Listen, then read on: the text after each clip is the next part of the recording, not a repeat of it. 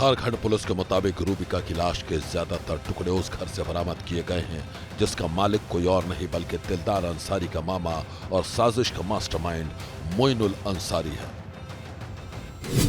Police का यह search operation रविवार को भी जारी रहा। अलग अलग इलाकों में बिखरे पड़े लाश के टुकड़ों को देखकर लोगों का कलेजा कांप गया। यहां तक कि जब पुलिस वाले मौका वारदात का मुआयना करने पहुंचे तो वहां का भयानक मंजर देखकर हर किसी की रूह कांप गई।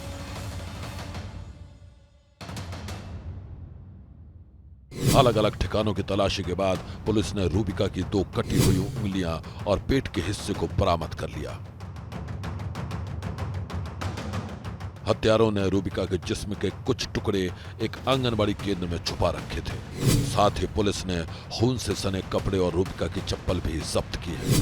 साजिश की यह सबूत हत्यारों ने दिलदार अंसारी के मामा यानी इस खूनी साजिश में उसके जल्लाद गुरु मोइनुल अंसारी के दोस्त मोहम्मद मैनुल अंसारी के घर से बरामद किए हैं। पुलिस को उम्मीद है कि मास्टरमाइंड मोइनुल की गिरफ्त में आते ही साजिश की पूरी कहानी बेपर्दा हो सकती है। लेकिन साजिश के कई किरदारों को गिरफ्तार करने के बाद भी मास्टरमाइंड मोइनुल अंसारी की गिरफ्तारी झारखंड पुलिस के लिए सबसे बड़ी चुनौती बनी हुई है।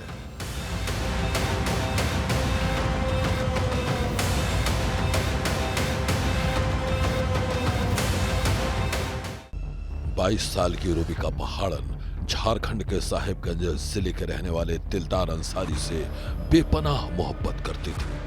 दिलदार के प्यार को पाने के लिए उसने अपना घर परिवार भी छोड़ दिया था। घर वाले मना करते रह गए और रूबिका ने उनकी मर्जी के खिलाफ दिलदार के साथ लव मैरिज कर ली और उसके साथ रहने लगी। परिवार वालों का आरोप है कि दिलदार ने उसे प्यार के जाल में इस तरह फंसा लिया था कि वो उसकी असलियत को पहचान ही नहीं पाई। रूबिका के घर वालों की माने तो वो बेहद भोली और मासूम थी। दिमाग की बजाय दिल से जिंदगी के फैसले लेती थी। दरिंदे दिलदार ने प्यार के सपने दिखाए तो बड़ी आसानी से उसकी बातों में आ गई। हालांकि रूबिका के घर वालों ने इस रिश्ते का विरोध किया था, लेकिन रूबिका कुछ भी सुनने को राजी नहीं थी। रूबिका के परिवार वालों का कहना है कि उसे दरिंदे दिलदार की असलियत का पता तो चल गया था, मगर तब काफी देर हो चुकी थी।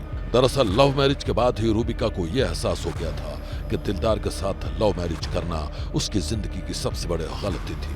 दिलदार के घर पहुंचते ही उस वक्त उसके सारे अरमान बिखर गए जब उसे पता चला कि दिलदार का पूरा परिवार उससे नफरत करता था क्योंकि वो दूसरे मजहब से ताल्लुक रखती थी। यही नहीं, दिलदार पहले से ही शादीशुदा था।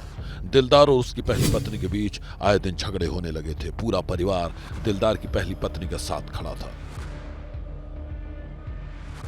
बताया जाता है कि रोज रोज के झगड़ों की वजह से दिलदार ने अपने घर से कुछ दूर एक मकान किराए पर लिया और अपनी दूसरी पत्नी रूबिका के साथ वो उस दूसरे घर में रहने लगा।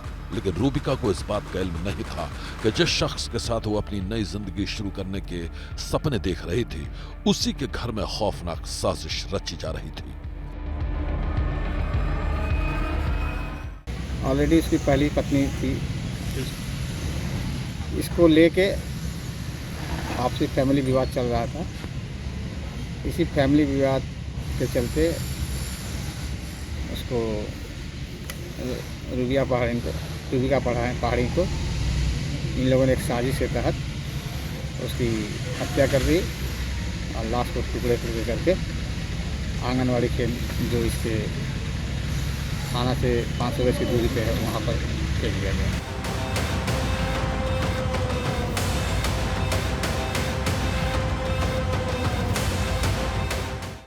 झारखंड पुलिस के मुताबिक रूबिका की हत्या 16 और 17 दिसंबर की दरमियानी रात की गई थी। सुबह अपने खूनी खेल पर पर्दा डालने के लिए दरिंदे दिलदार ने सबसे पहले रूबिका के परिवार वालों को फोन किया और फिर कहा उनकी बेटी घर से कहीं भाग गई है। परेशान घर वालों ने रूबिका को ढूंढना शुरू किया तो दिलदार ने एक बार फिर फोन किया और इस बार उसने कहा रूबिका का किसी ने मर्डर कर दिया है, मुझे उसकी लाश के कुछ टुकड़े मिले हैं। बेटी की मर्डर की खबर सुनकर घर वाले रोते बिलखते मौके पर पहुंचे और वहां टुकड़ों में अपनी बेटी की लाश देखकर सन्न रह गए। ये लड़का ही हमको जानकारी दिया कि आपका बेटी गरीब है। लड़की हम भी ढूंढ रही हैं इधर उधर, तो नहीं मिले तो आप भी ढूंढ लीजिए, कहीं भी उधर कुटमारी होगा तो मतलब कुटमारी हम कहीं भी नहीं भेजें। अभी नहीं देखा कुटमारी भी, बोले। तो बाद में वो लड़का जो सनीचर हटिया मार्केट, हाँ मार्केट जो हम लोग आए तो बोला कि घर लौटने का समय, वो लड़का जो फिर फ़ोन किया कि मतलब ये लास्ट हो कि वही लड़की जैसा हमको पता चल रहा है, तो हम भी जाएंगे देख लेंगे। देखने के बाद वो फिर फ़ोन किया, कॉल किया कि बोला कि नहीं वही लड़की है। तो ऐसे बोलने के बाद वो लाश मिला है, टुकड़ा टुकड़ी कर दिया, 13 गो टुकड़ा टुकड़ी कर दिया, 13 गो टुकड़ा कर दिया उस लड़की को। जानकारी मिली, उसका हस्बैंड से मिला कि आपका बहन कहाँ भाग गई बोल रहा था, और बस वही उतना ही बात हुआ था उसके साथ। तो कल शाम को हम लोग को पता चला, जब मार्केट आए, मार्केट से घर रिटर्न गया तब पता चला कि उसका लाश मिली है, मतलब किसका लाश मिली है, काट कूट के फेंक दिया। पुलिस की जांच में खुलासा हुआ है कि रूबिका की हत्या गला घोट कर की गई थी।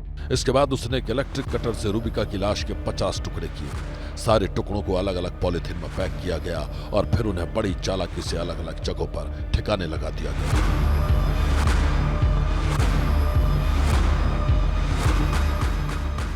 रूबिका के पिता और उसकी बहनों ने उसकी लाश को टुकड़े टुकड़े में देखा तो उनका कलेजा कांप गया। जिस बेटी को नाजों से पाला था उसका मर्डर हो गया था। कातिल ने उसकी पोटी पोटी काट डाली थी। घर वालों ने दिलदार से पूछा, बताओ रूबिका को किसने मारा? लेकिन दिलदार अनजान बनने का नाटक करता रहा। वो कहता रहा, मुझे कुछ नहीं मालूम, रूबिका मुझसे झगड़ा करके घर से भाग गई थी। और फिर उसकी लाश टुकड़ों में मिली। पता नहीं ये कैसे हो गया, पता नहीं मेरी रूबिका का किसने मर्डर कर दिया। मगर कुछ ही देर में दिलदार के नाटक का पर्दाफाश हो गया।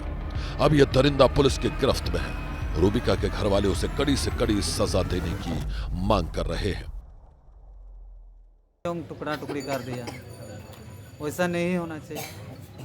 तो हम लोग सोच रहे कि उसी को केस होना चाहिए, फांसी सजा भी होना चाहिए।